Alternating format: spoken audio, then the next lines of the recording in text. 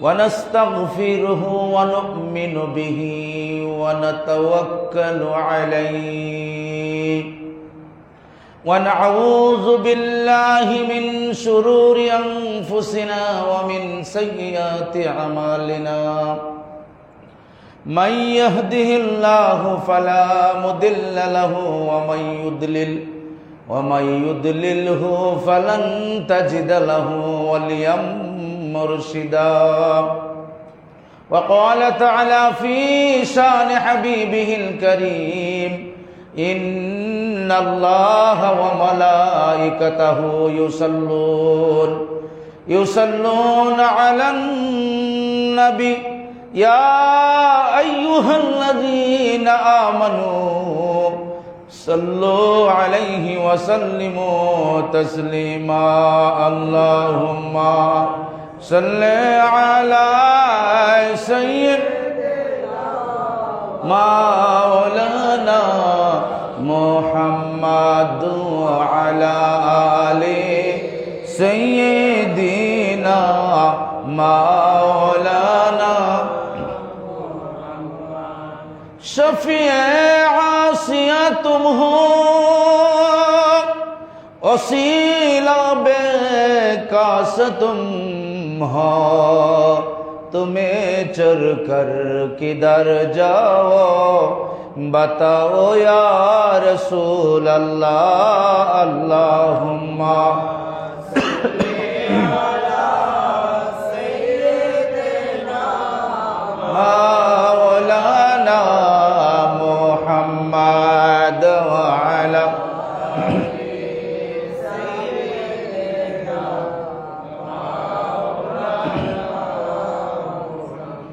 आदम आलम का हता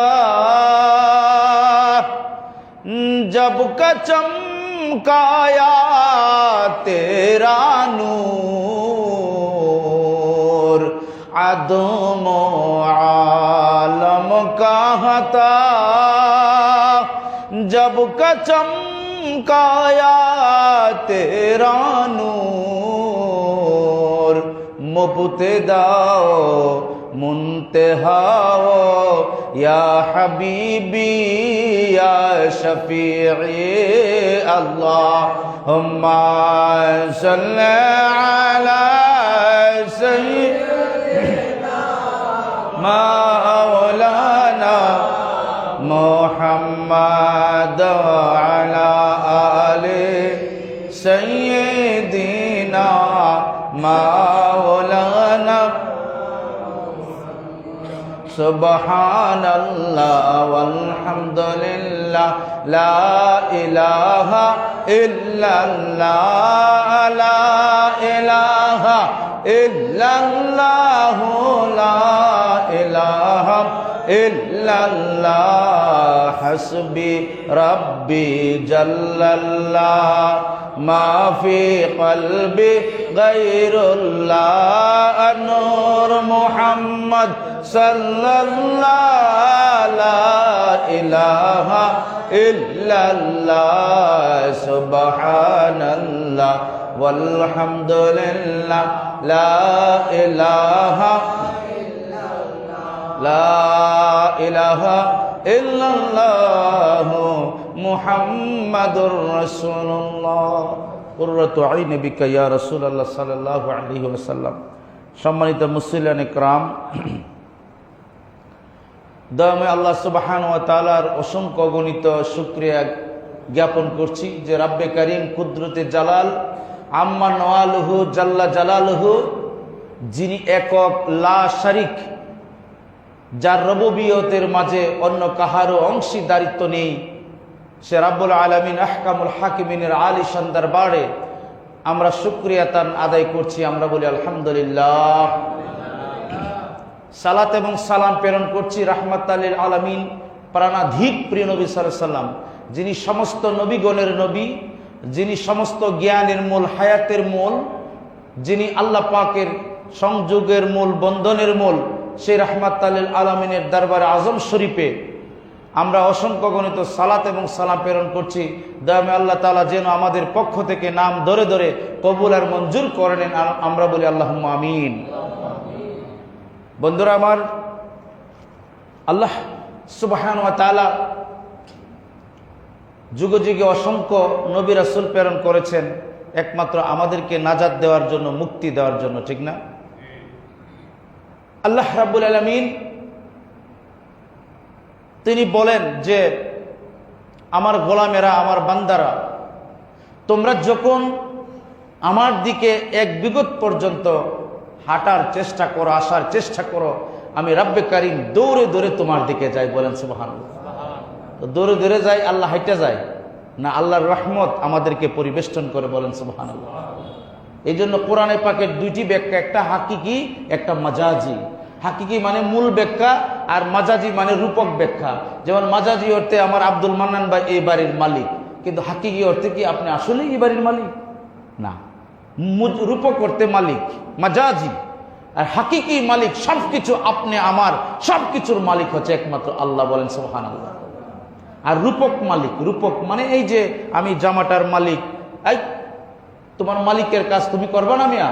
তো যারা রুজের কাজ করে বা যারা শ্রমিক তারা বলে আমার মালিকের কাজ, এই কথা বলে না, কিন্তু এটা বলা যাবে এটা হলো রূপক মালিক, নকল মালিক যাকে বলে আর কি। এই মালিকানার কোনো স্থায়িত্ব নাই, আছে কি?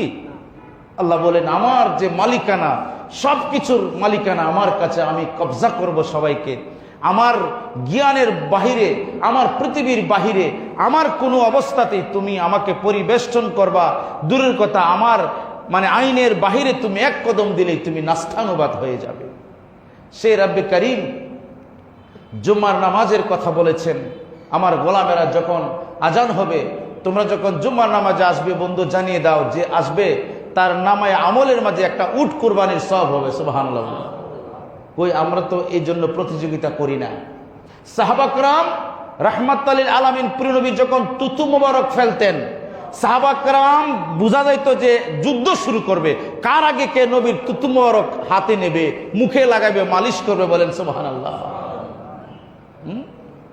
নখ মোবারক, চুল মোবারক, প্রিয় নবীকে যদি বলেন প্রিয় নবীর দাঁত, আর যদি সজ্ঞানে বলেন, বুজ্জা বলেন, তাহলে আপনার ইমানই থাকবে না। প্রিয় নবীর প্রত্যেক কিছু হবে মোবারক, রহমত। বলেন সুবহানাল্লাহ। দলিল কোরআনে আল্লাহ বলছে আমি আপনাকে রহমাতুল লিল আলামিন পাঠাইছি। তো রহমাতুল লিল আলামিন পাঠাইছে কোনটা? হাত মুবারক, নাক মুবারক, না সবকিছু?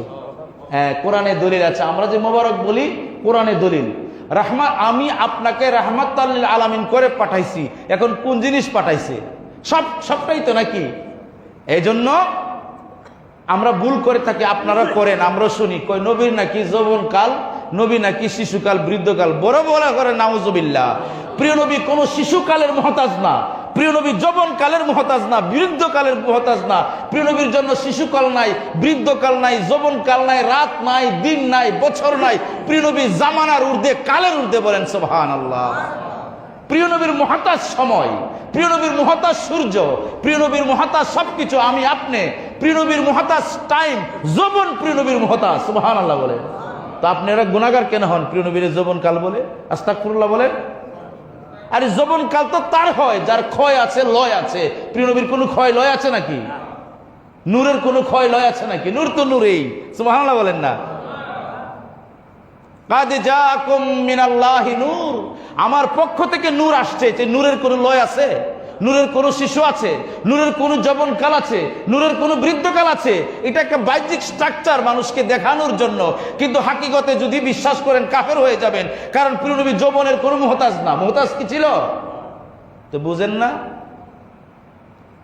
কিতাবে লেখছে শরীয়তের দৃষ্টিতে প্রিয় নবী যদি একদিন কোনো আম্মাজানের সাথে থাকছে, জীবনে ওনার আর প্রয়োজন হয়েছে না স্বামীর। বলেন সুবহানাল্লাহ। এগুলি বুঝেন আপনারা? নূর কি জিনিস?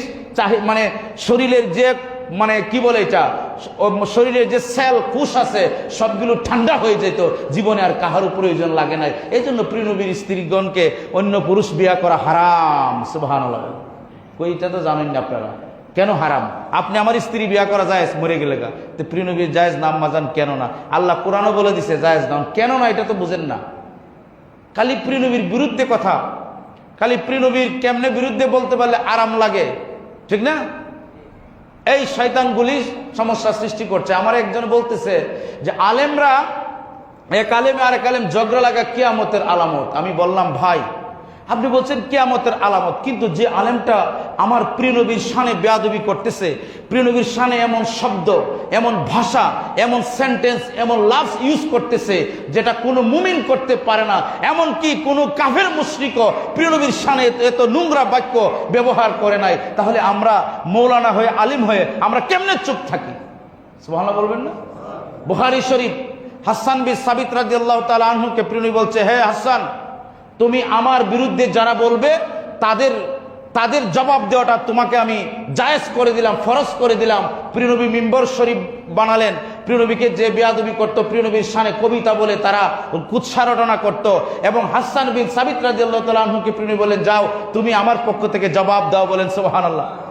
যখন তিনি জবাব দিতে লাগলেন, জবাব দিতে দিতে এমন পর্যায়ে গেলেন, আল্লাহ পাক কোরআন নাজিল করে দিলেন। আল্লাহ পাক বলছেন, আল্লাহুম্মা আইয়াদহু বিরুহিল কুদুস, হে আল্লাহ, যারা আমার পক্ষে বলবে, আমার পক্ষে যারা বলবে, আমার বিরুদ্ধবাদীদেরকে যারা জবাব দিবে কিয়ামত পর্যন্ত জিবরাইল আমিন দিয়ে আমি তাদেরকে সাহায্য করব। বলেন সুবহানাল্লাহ। আল্লাহর কোরআন আছে না, আল্লাহুম্মা আইয়াদহু বিরুহিল কুদুস। আল্লাহ পাক প্রিয় নবী দোয়া করছে যে আল্লাহ, যারা আমার পক্ষে জবাব দিবে, আমাকে যারা কুৎসা রটনা করবে, আর এদের বিরুদ্ধে যারা জবাব দিবে, আল্লাহ তুমি তাদেরকে জিবরাইল দ্বারা সাহায্য করিও। তো নবীর বিরুদ্ধে তুমি বলবা আর আমরা তোমাকে যদি না বলি, তাহলে তো এই সাহায্যটা আসবে না। আসবে কি? আসবে না। কাফের মুশরিকরা বলতো তিনি আমাদের মতো, এটা কাফেররা বলতো, মুশরিকের উক্তি। তুমি আমি নবী আমার মতো, নাউযুবিল্লাহ মিন জালিক, এই কথাটা বলা কুফরি। নবীকে সাধারণ মানুষ বলা কুফরি, আরে মানুষ বলাই কুফরি। আল্লাহ কইছেনি নবী মানুষ, বলছে আমার নূর, আমার রাসূল, আমার নবী। বলেন সুবহানাল্লাহ। তো তুমি মানুষ বানাইতে চাও কেন মিয়া? তোমার এত সমস্যা কোন জায়গায়? তো তুমিও একজন আলেম, কারণ তোমার অনেক টাকা পয়সা আছে, তোমার অনেক মিডিয়া আছে, তুমি হেসি দিলে, তুমি হাসি দিলে সারা বাংলাদেশের মানুষ জানে, ঠিক না? আর অনেক বড় বড় আলেম কোনায় কানায় পড়ে রয়েছে, কিন্তু এদের টাকা পয়সা নাই বা এরকম প্রচার প্রসার নাই। আর তুমি তো একটা হাদিসও বলো না, আয়াতও বলো না, কিন্তু প্রিয় নবীর বিরুদ্ধে এই ইহুদি গোষ্ঠীরা লেগে গেছে। এখন ইহুদির থেকে কিন্তু এই মোল্লাটি আরো খারাপ। কোন মোল্লা?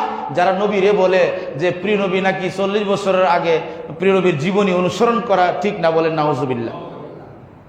আল্লাহর কোরআন আসেন সূরা সফের 61 নং সূরা 6 নম্বর সূরা থেকে আল্লাহ রাব্বুল আলামিন বলা শুরু করলেন যে ওয়াইজ ক্বালা ঈসা ইবনে মারইয়াম, আমার বন্ধু আপনি স্মরণ করুন যখন ঈসা ইবনে মারইয়াম কি বলছিল, ইয়া বানি ইসরাইল ইন্নী রাসূলুল্লাহি ইলাইকুম, যখন তিনি বলেছিলেন যে হে বনি ইসরাইল, আমি তোমাদের সকলের জন্য একজন রাসূল হিসেবে প্রেরিত হয়েছি। বলেন সুবহানাল্লাহ।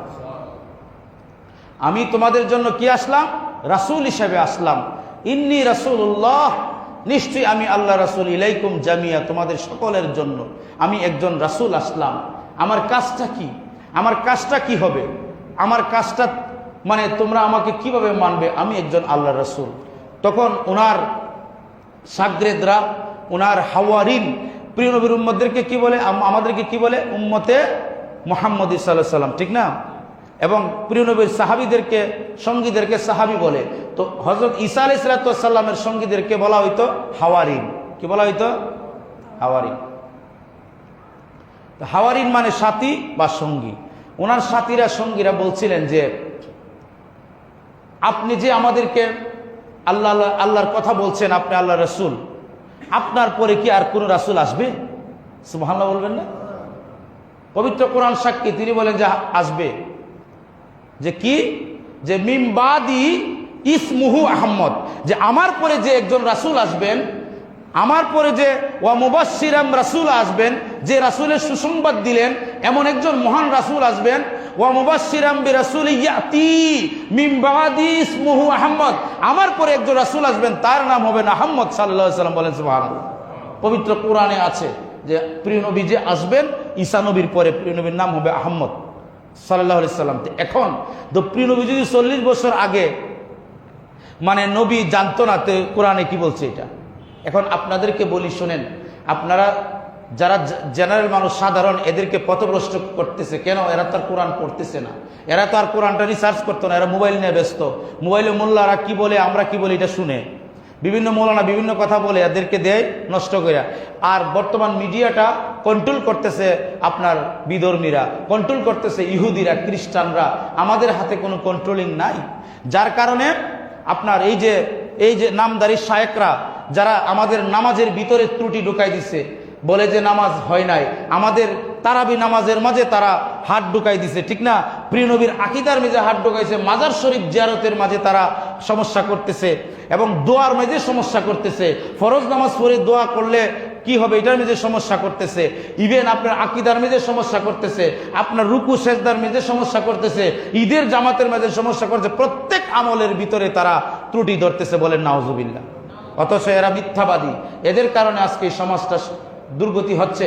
কারণ যুব সমাজ এখন মানে আপনার মিডিয়ার প্রতি আসক্তি, মিডিয়াতে আসলে এদের কথা চলে আসে, ভুলে হোক আর ইচ্ছাকৃত হোক, তারা কিন্তু এটা দেখে, ঠিক না? এই যে শায়েকরা কথা বলে, এদের কোনো কথা ডকুমেন্টস পাইছেন, কোনো দলিল নাই, কোরআনের হাদিসের কোনো কথা নাই, মন গড়া যা মনে চাই তা।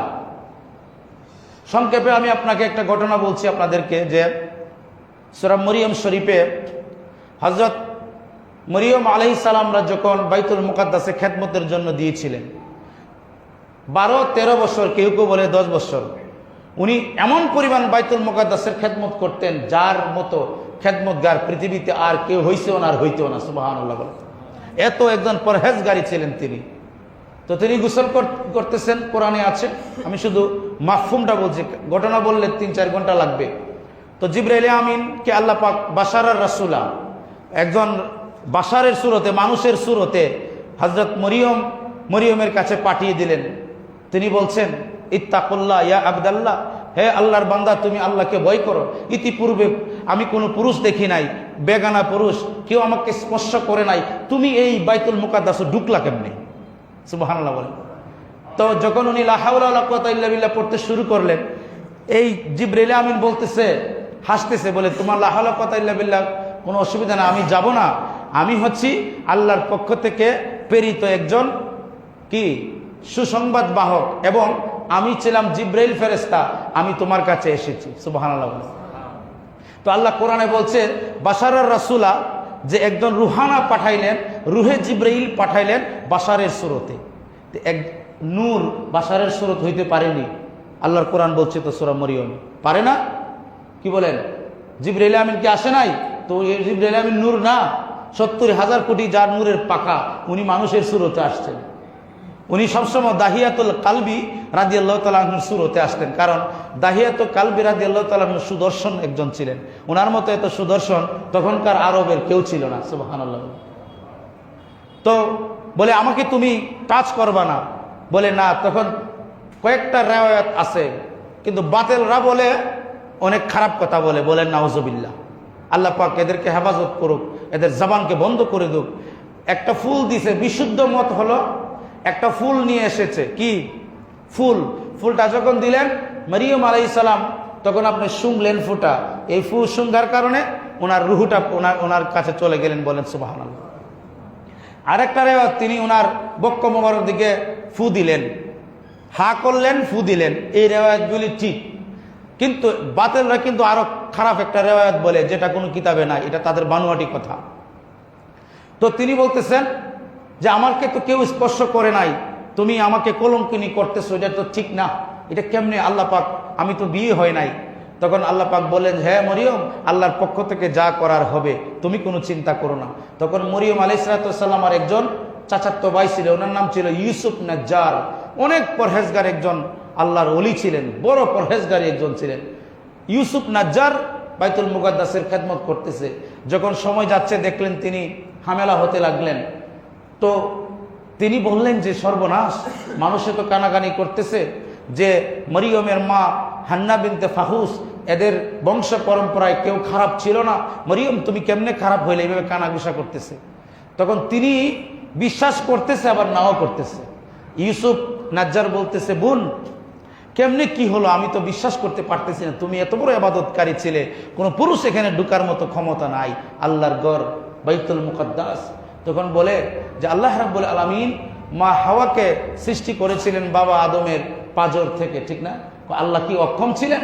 বলে না, আল্লাহ তো সক্ষম। তাহলে বাবা ছাড়া আল্লাহ কি আমাকে সন্তান দিতে পারে না? বলে পারে। যাই হোক, সংক্ষেপ ঘটনা হচ্ছে, জিবরিল আমিন বললেন যে মরিয়ম তুমি চলে যাও বেতেল নামক শহরে। বেতেল নামক শহরে চলে গেলেন। তো এখানে যাওয়ার পরে উনি একটি আপনার গাছের নিচে বসলেন, মরা গাছ, বসে রইলেন উনি। বসার পরে উনি চিন্তা করতেছে, আল্লাহ আমাকে তুমি যদি নষ্ট করে দিতে, আমাকে যদি ধ্বংস করে দিতে তাহলে অনেক ভালো ছিল, কারণ আজকে মানুষরা আমাকে প্রশ্ন করবে, আমাকে দুঃখ দিবে, আমাকে কষ্ট দিবে। আল্লাহ তুমি আমাকে এই বিপদ থেকে বাঁচাও।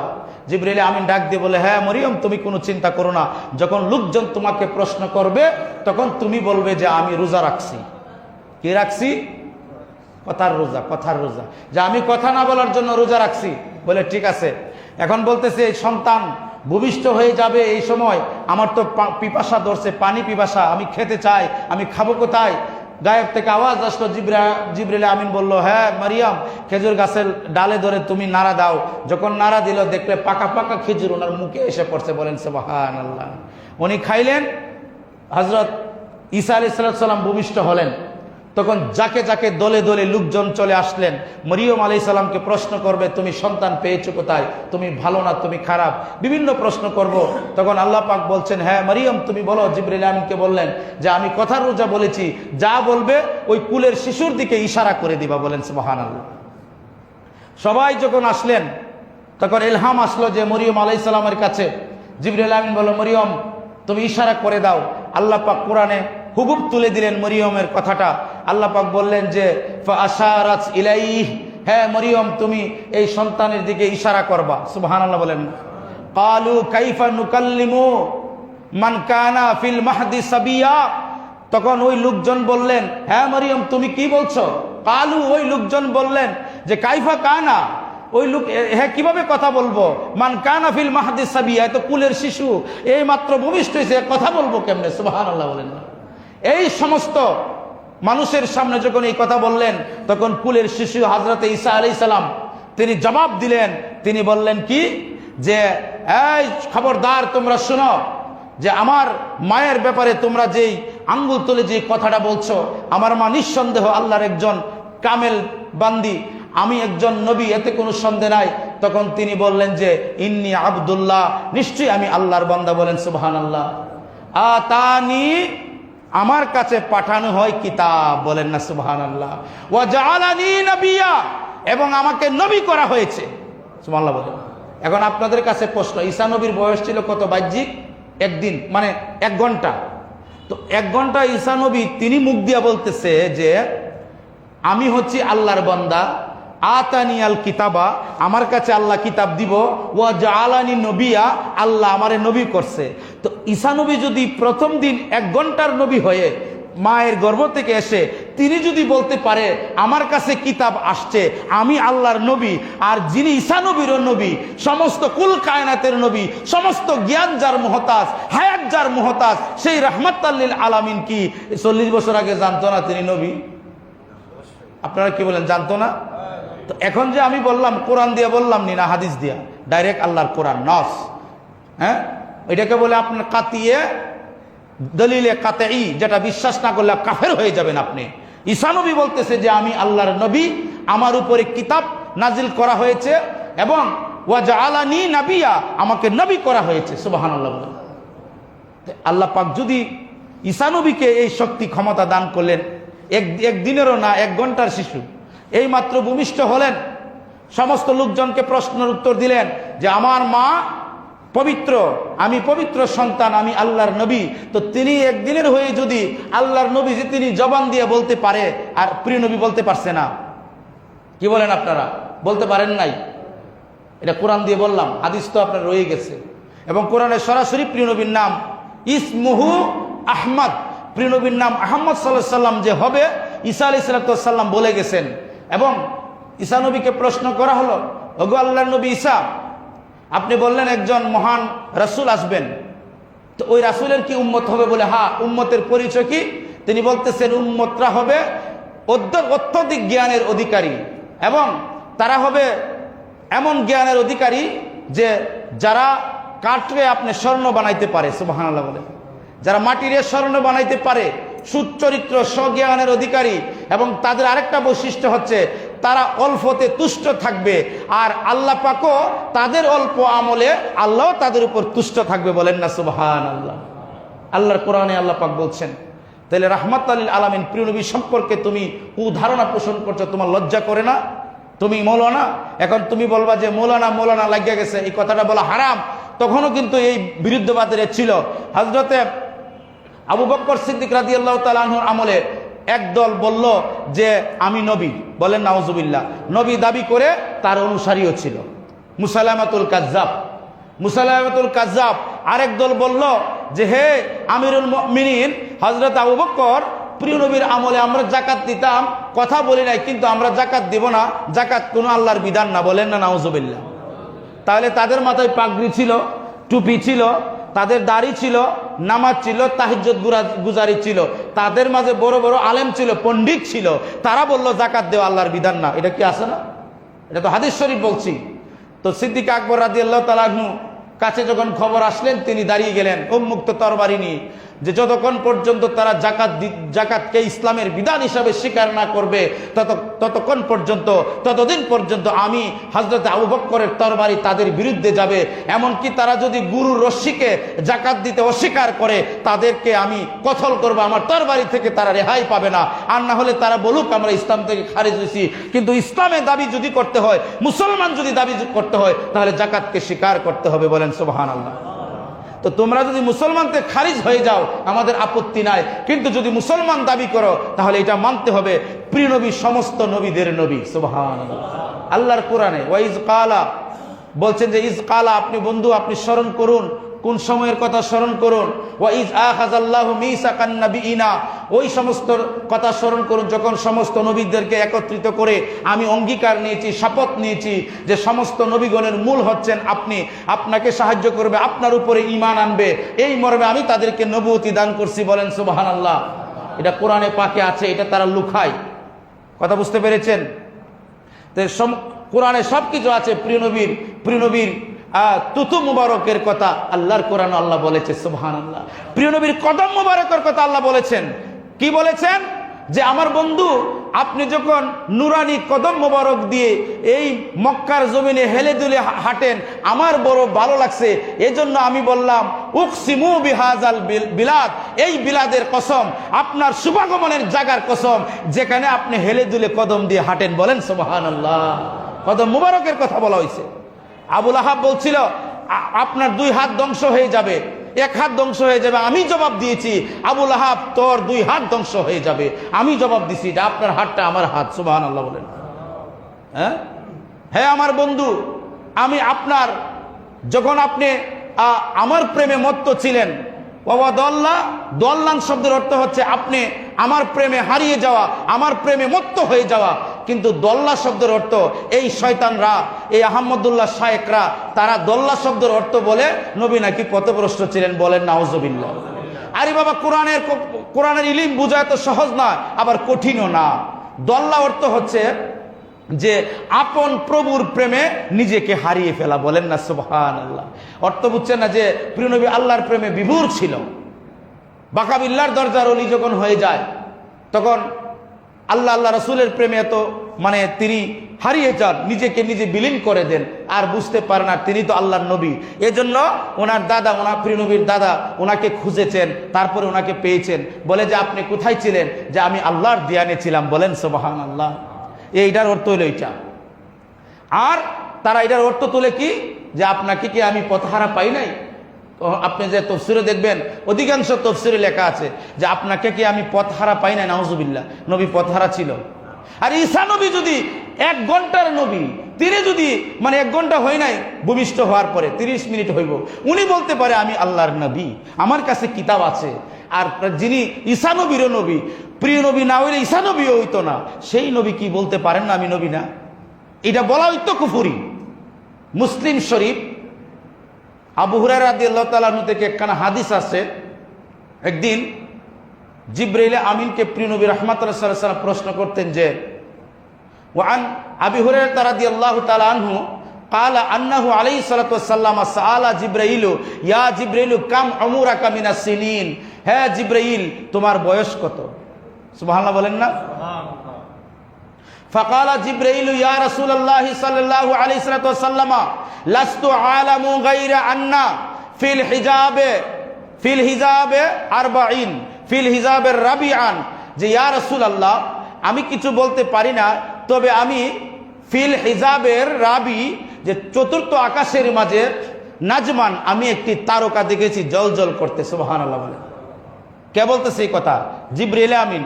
হাদিসের কিতাবের নাম কি? মুসলিম শরীফ, সহিহ হাদিস। আবু হুরায়রা রাদিয়াল্লাহু তাআলা আনহু থেকে বর্ণিত যে আকাশে একটা তারকা জলজল করতেছে, আমি এটা দেখছি। ইয়াতলাউ ফি কুল্লি 70 আলফা মাররাতিন আলফা সানাতিন মাররাতান, যে ইয়া রাসূলুল্লাহ আমি ওই তারকাটাকে এই অবস্থায় 70,000 বার দেখছি। সুবহানাল্লাহ। কত হাজার বার দেখছে? মানে একবার যখন উঠতো ওই তারকাটা আবার অস্ত যাইতো, আবার 70,000 পরে আবার উঠতো। তো এইভাবে আমি 70,000 বার আমি দেখছি। হ্যাঁ, রাআইতুহু, তিনি বলতেছেন আমি এই তারকাটাকে দেখেছি, রাআইতুহু আমি দেখেছি ইসনাইনে ওয়া সাবঈনা আলফা মাররাতান, এই অবস্থা আমি 70,000 বার উঠতে উঠতে দেখছি, এবং আমি আমার চোখে 72,000 বার দেখছি। বলেন সুবহানাল্লাহ। কত হাজার বার? 72,000 বার ধরছি। তখন প্রিয় নবী কি বললেন? ফাকাল নবী সাল্লাল্লাহু আলাইহি ওয়াসাল্লাম ইয়া জিবরাইলু ওয়া ইজ্জাতু রাব্বি ওয়া ইজ্জাতু রাব্বি আনা যালিকাল কাওকাব। প্রিয় নবী বলে আল্লাহর জাতে পাকের কসম করে বলি, হে জিবরাইল এই তারকাটা ছিলাম আমি নবী। সুবহানাল্লাহ। আর এটা মুসলিম শরীফের হাদিস, সহিহ জলজল হাদিস। এই অন্ধ শায়েকরা এই হাদিসগুলি দেখে না, এরা দিনখানা অন্ধ, এবং তারা বিধর্মীদের বিশেষ করে ইহুদির ইজমকে প্রচার করার জন্য আমাদের দেশে আসছে। আপনারা জানেন তারা কিন্তু ইহুদিদেরকে ভালো বলেছিল না? কি বলেন? বলেছিল না? এই লামাজাহাবিরা তারা বলছিল যে ইহুদিরা ভালো, ইসরায়েলটা খারাপ, মানে এই ফিলিস্তিনিরা খারাপ, এই কথা তারা বলছিল। এবং তারা এটা বলছিল অধিকাংশ নবী নাকি ইহুদি ছিল। নাউজুবিল্লাহ করেন, বলে না এই কথা? অধিকাংশ নবী ইহুদি ছিল নাকি? তার মানে কি? তারা ইহুদিদেরকে প্রমোট করতেছে, ইহুদিদেরকে তারা প্রমোট করতেছে। এবং আমি আপনার কাছে বলি, আমার একজন কলিগ সনাতন ধর্মের আরেকজন মৌলানা, সেও মানে অনেক বড় মৌলানা লোকজনের দাবি করে।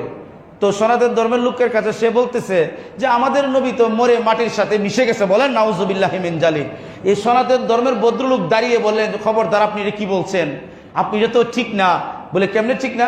আমরা তো জানি প্রিয় নবীর নাম মোবারক নিয়ে বলছে, তার ভাষায় তিনি আল্লাহর নবী, তিনি নূর, তিনি তো মানে বাহ্যিকভাবে ইন্তিকাল করছে, কিন্তু তিনি তো জিন্দা নবী, উনি তো কান মোবারক দ্বারা শুনে আল্লাহর পক্ষ থেকে রিজিক প্রাপ্ত। আপনি এটা কি বললেন? তখন এই মৌলানা বলে, না না, আপনি হিন্দু মানুষ হয়ে জানবেন কেমনে? তিনি বলেন, না, আমি তো এটা শুনছি আরো বড় বড় আলিমদের কাছ থেকে, এবং আমার আকীদা হচ্ছে প্রিয় নবী রোজা শরীফে জীবিত সশরীরে, এবং প্রিয় নবী নূরের। বলেন না সুবহানাল্লাহ। তো আমি চিন্তা করলাম কথাটা শুনে, তো সনাতন ধর্মের ভাই থেকে তো এরা আরো খারাপ, ঠিক না বেটি?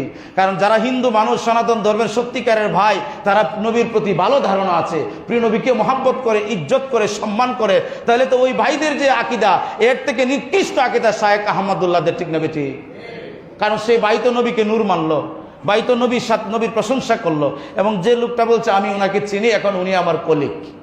কথা বুঝতে পেরেছেন? আমার সাথে এই আলোচনাটা হয়েছে। তিনি একজন হিন্দু মানুষ, কিন্তু নবী সম্পর্কে ওনার ভালো ধারণা। উনি প্রিয় নবীর নাম মোবারক নিলে তাজিবের সাথে নেই, নাম মোবারক নিলে তিনি চুমা খায়। আমি বললাম এটা করেন কেন? কোন আমার এটা ভালো লাগে। সুবহানাল্লাহ বলেন না? তাহলে কি ওনার আকীদা ভালো না হের আকীদা ভালো? হিন্দু ভাইয়ের আকীদা ভালো না? নবী সম্পর্কে তার কুধারণা নাই, নবীকে তাজিম করে, মাজার শরীফ দেখলেই সালাম করে। আমি কি এটা করেন কেন? কোন উনি তো আল্লাহর ওলি। তো ওনারা মানে হিন্দু মানুষ হয়ে মানে, তারা বুঝে তিনি আল্লাহর ওলি, আর ওই শায়েকরা বুঝে না। কারণ তারা টাকার কাছে জিম্মি বিক্রি, পাঞ্জাবি টুপি পরলেই এবং কয়েকটা কথা বললেই সারা পৃথিবীর মানুষ তোমাকে চিনলেই। কারণ এখন মিডিয়ার যুগ, এখন টাকা থাকলে বা আপনি যদি খারাপ কাজ করেন বা ভালো কাজও যদি টাকা আপনি ছড়াছড়ি করেন, তাহলে আপনি পরিচিত হইতে বেশি সময় লাগবে না। লাগবো? কি বলেন? লাগবো নি? লাগতো না। তাহলে ওই শায়েকদের থেকে আমার যুবক ভাইয়েরা আপনারা সাবধান থাকবেন। এই কম্পিউটারে যায় বসিয়ে 2 লাইন দেখি দীক্ষা পড়ে না? দেখি দীক্ষা পড়ে না? একটা হাদিসও নাই, কিচ্ছু নাই, বাংলা কিছু কথা বলে একটা প্রশ্ন তুলে মানুষের মাঝে বিভ্রান্তির সৃষ্টি করে, ঠিক না বেঠিক? আল্লাহর নবীর শানে বেয়াদবি করে। আর আল্লাহর নবীর শানে বেয়াদবি করলে যে আলেম বসে থাকবে, যে যুবক ভাই বসে থাকবে, যে ইমানদার বসে থাকবে, সে বেঈমান। কারণ হাসান বিন সাবিত বলেছেন, আমার উপরে ফরজে আইন, যখন যে কেউ নবীর বিরুদ্ধে কথা বলে আমি দাঁড়িয়ে প্রতিবাদ করা। বলেন সুবহানাল্লাহ। সে পৃথিবীর যেই হোক না কেন। নাজ্জাশীর কাছে পাঠানো হলো সাহাবা কেরামকে। নাজ্জাশীকে বললো, হ্যাঁ নাজ্জাশী, প্রিয় নবীর সত্য। তিনি তাওরাত কিতাব বের করলেন, বের করে দেখলেন ঈসা নবী বলছেন, হ্যাঁ আখিরি জামানার সত্য একজন নবী আসবেন, সত্য দিন সহ, তিনি হবেন আলোকিত, তিনি হবেন আল্লাহ পাকের সত্যিকারের রসুল, এবং তিনি সমস্ত রাসূলের সত্যায়নকারী, এবং তিনি হবেন শেষ নবী। নাজ্জাশী প্রিয় নবীর উপরে কলেমা পড়ে মুসলমান হয়ে গেলেন। সুবহানাল্লাহ বলেন। বাদশা নাজ্জাশী পড়ার পরে মুসলিম শরীফের হাদিস, তাবরানী শরীফের হাদিস, তিরমিজি শরীফের হাদিস, তিনি বলতেছেন, হ্যাঁ আমার ভাইরা, প্রিয় নবীকে গিয়ে বলবে যে রাজ্য পরিচালনার ক্ষমতা, রাজ্য পরিচালনার কাজ যদি আমার না থাকতো, তাহলে আমি রবের শপথ করে বলতাম, আমি প্রিয় নবীর দরবারে যাইতাম, প্রিয় নবীর জুতা মুবারক আমি বহন করতাম, এবং প্রিয় নবীর জুতা মুবারকে চুমু দিয়ে আমার জীবন ধন্য করে নিতাম। বলেন সুবহানাল্লাহ। আর এই শায়েখরা বলে প্রিয় নবীর জুতা, বলেন নাউজুবিল্লাহ। প্রিয় নবীর জুতা মোবারক, পেশাব মোবারক, পায়খানা মোবারক, চক্ষু মোবারক, সবকিছু মোবারক হয়ে যাবে। আর আমরার এগুলি হচ্ছে মোবারক সারা, ঠিক না বেঠিক? আমরার ঘাম, প্রিয় নবীর ঘাম না, প্রিয় নবীর ঘাম মোবারক। কারণ প্রিয় নবীর ঘাম মোবারকের মধ্যে সুগন্ধি ছিল। সুবহানাল্লাহ। সাহাবারা আতর বানাইছে, ঠিক না? তাহলে সেই প্রিয় নবীর সম্পর্কে যাদের কুধারণা, যাদের খারাপ ধারণা, এদের থেকে আমাদের জাতি সমাজকে রক্ষা করতে জন্য আমরা কথা বলতে হবে। কারণ সে বলছেন, আরো যারা বলে, আমি আগে একটু বলি, আপনাদেরকে বলি শোনেন, যে বলে যে প্রিয় নবীর শিশুকাল, প্রিয় নবীর যৌবনকাল, বৃদ্ধকাল, এটা বলা বেয়াদবি। কারণ প্রিয় নবী সমস্ত কালের ঊর্ধ্বে, ঠিক না বেঠিক? প্রিয় নবী সমস্ত কাল প্রিয় নবীর মুহতাজ, সময় প্রিয় নবীর মুহতাজ, হায়াত প্রিয় নবীর মুহতাজ, মৃত্যু প্রিয় নবীর মুহতাজ, অক্সিজেন প্রিয় নবীর মুহতাজ, নাইট্রোজেন প্রিয় নবীর মুহতাজ, প্রিয় নবীর মুহতাজ সৃষ্টি জগতের সবকিছু। আর আল্লাহর নবী একমাত্র আল্লাহর মুহতাজ। বলেন সুবহানাল্লাহ। তো এজন্য আমরা খুব সাবধানতা অবলম্বন করে, বাহ্যিক বাশারি সুরত মুবারক প্রিয় নবীর ছিল, এই বাশারি সুরত মুবারক ছিল, এটা কোনো অস্বীকার করি না, কেউ করবেও না, আছে না? প্রিয় নবীর বাশারি সুরত যদি না মুবারক না থাকতো, তাহলে তো আমরা কি টিকতে পারতাম না। কিন্তু এই বাশারি সুরত মুবারক নিয়ে খালি আলোচনা। আর যে বাশারি সুরত মুবারক ছিল, এটা আল্লাহর নূর ছিল। বলেন সুবহানাল্লাহ। এটা অনেক দলিল আছে। তো প্রিয় নবী আমার আপনার মতো না।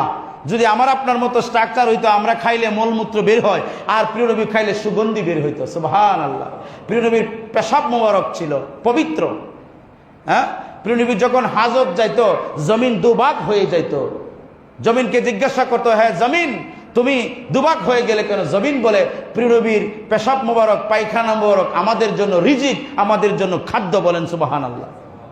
তাহলে সেই নবীর শানে আজকে আলেম রূপী জাহেলগুলি বেয়াদবি করতেছে, আর আমরা বসে থাকবো।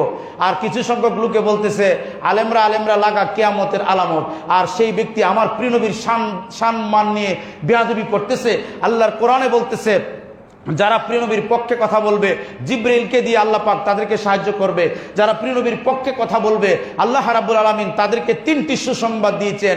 এক সুসংবাদ হলো, যারা আমার বন্ধুর পক্ষে কথা বলবে, আমার বন্ধুকে যারা সেভ করার জন্য যারা কিয়ামত পর্যন্ত থাকবে, এইরকম আলেমদেরকে আল্লাহ পাক 3টি মর্যাদা দিয়েছেন। এর মাঝে 1 নম্বর মর্যাদা হচ্ছে, দুনিয়ার জমিনও সে কোনোদিন রিজিকের অভাব বোধ করবে না। বলেন সুবহানাল্লাহ।